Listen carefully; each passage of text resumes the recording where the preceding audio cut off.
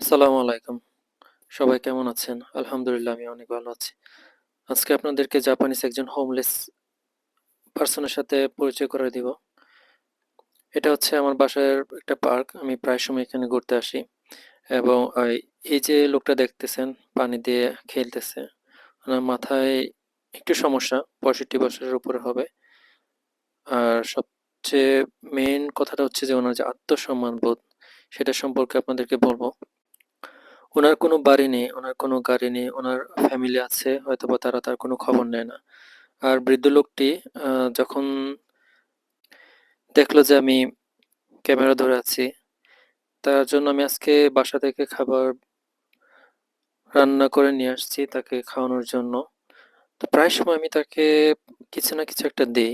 তো আজকে চিন্তা করলাম যে বাসা থেকে রান্না করা খাবার তাকে দেব। কিন্তু উনি আজকে কেন জানি আমার খাবারটা নিতে চায় নাই। তার একটা কারণ হতে পারে। হয়তোবা আমি ক্যামেরাটা ওনার দিকে উম ধরেছিলাম এজন্য উনি খাবারটা নিতে চায় না। এটা হচ্ছে ওনার আত্মসম্মানবোধ। আর উনি হোমলেস, কিন্তু কারো কাছ থেকে ৳১ সে চায় না। সে কি করে? জাপানে যে ডাস্টবিনগুলো আছে ওখানে সে খাবার দেখে ওখানে কোনো খাবার-টাবার আছে কিনা। তো সে এভাবেই খায়।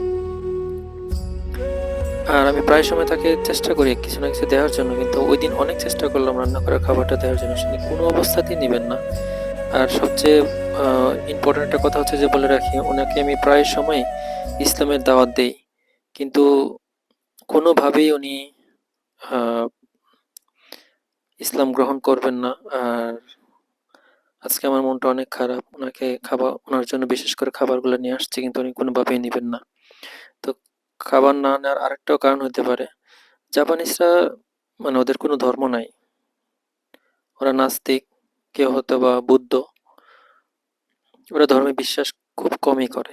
তো আমি যখন তাকে ইসলামের দাওয়াত দিলাম তখন মানে সে বলল যে এগুলি সে জানে, কিন্তু সে মানে না। যাই হোক, আমার ওয়াইফকে বলতেছিলাম যে, "দেখো জাপানিজ আত্মসম্মান বোধ কি! ডাস্টবিন থেকে খাবার খায় কিন্তু কারো কাছ থেকে ৳১ হাত পাতে না। আর বাংলাদেশে সুস্থ মানুষ অসুস্থতার ভান ধরে ভিক্ষা করে। আর ভিক্ষার নামে এখন চাঁদাবাজি অহরহর।"